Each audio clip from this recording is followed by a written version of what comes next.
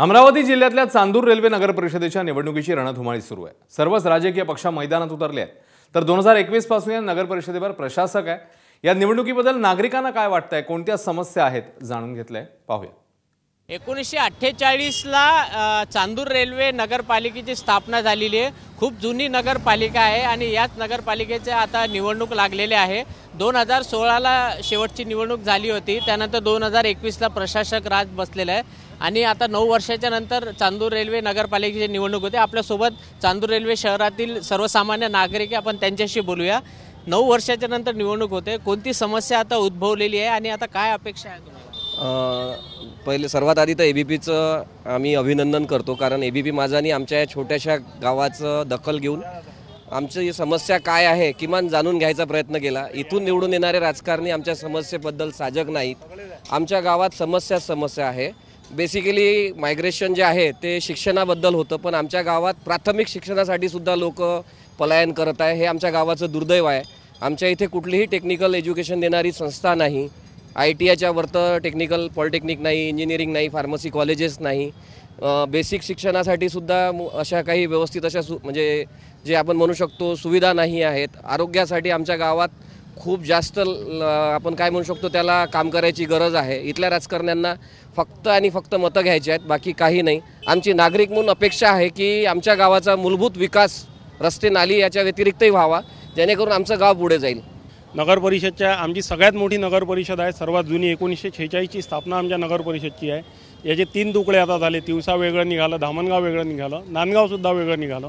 शिक्षणामध्ये आम्ही अजूनही एवढं मागाव की आमच्या इथल्या नगर परिषदच्या 3 शाळा आहेत, 3 पैकी 2 शाळा बंद करण्याच्या व्यवस्थेवर आता आल्या आहे।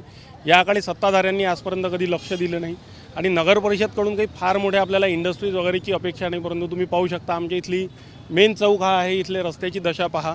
इथे पार्किंगची व्यवस्था नाही, महिलांसाठी स्वच्छतागृहांची व्यवस्था नाही, युवकासाठी खेळायला ग्राउंड नाही, जिम नाही किंवा आमच्या इथे एखादं मोठं सांस्कृतिक भवन नाही। अनेक प्रॉब्लेम आमच्या चांदूर रेल्वे शहरामध्ये आहे आणि विकासदारांची कामं म्हणजे जेही सत्तेवर असेल ते विकास समजतात की फक्त रोड बांधला, आपल्या रिझिमपर्यंतही नाही टिकला तरी विकास झाला, हे आमच्या इथली धारणा झाली आहे। यापासून दूर जाईल आता नवीन येणारे अध्यक्ष वगैरे जे राहील, यापासून दूर जाईल ही आम्ही अपेक्षा ठेवतो। याकरिता जे सत्तेत बसणारे लोक आहे यांनी विकासाबद्दल कोणतं व्हिजनच ठेवलेलं नाही का आपल्याला चांदूर रेल्वेमध्ये अशा पद्धतीनं काहीतरी मॉडेल तयार करायचं, काही करायचं।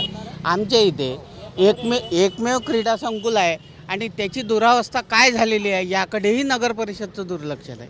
आणि स्मशानभूमी आमच्या इथे आहे, त्या स्मशानभूमीमध्ये आम्हाला जाऊन साफसफाई, पाणी याची सर्व व्यवस्था करून द्यावी, पण कुठेही नगर परिषदच्या सत्ताधाऱ्यांचा त्याकडे लक्ष गेलेलं नाही। हे शहर ऐतिहासिक शहर आहे आणि या शहरामध्ये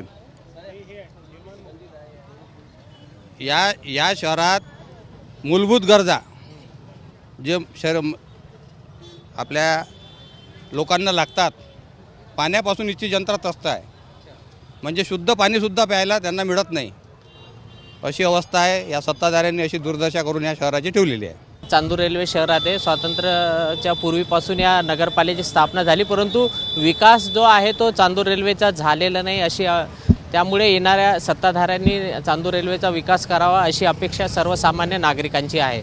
कॅमेरामॅन अमोल देशमुखचा प्रणय निर्माण, एबीपी माझा, Chandur railway, Amravati.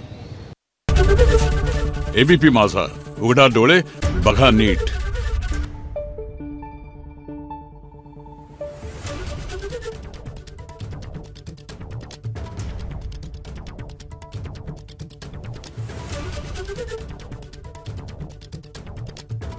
Thank you.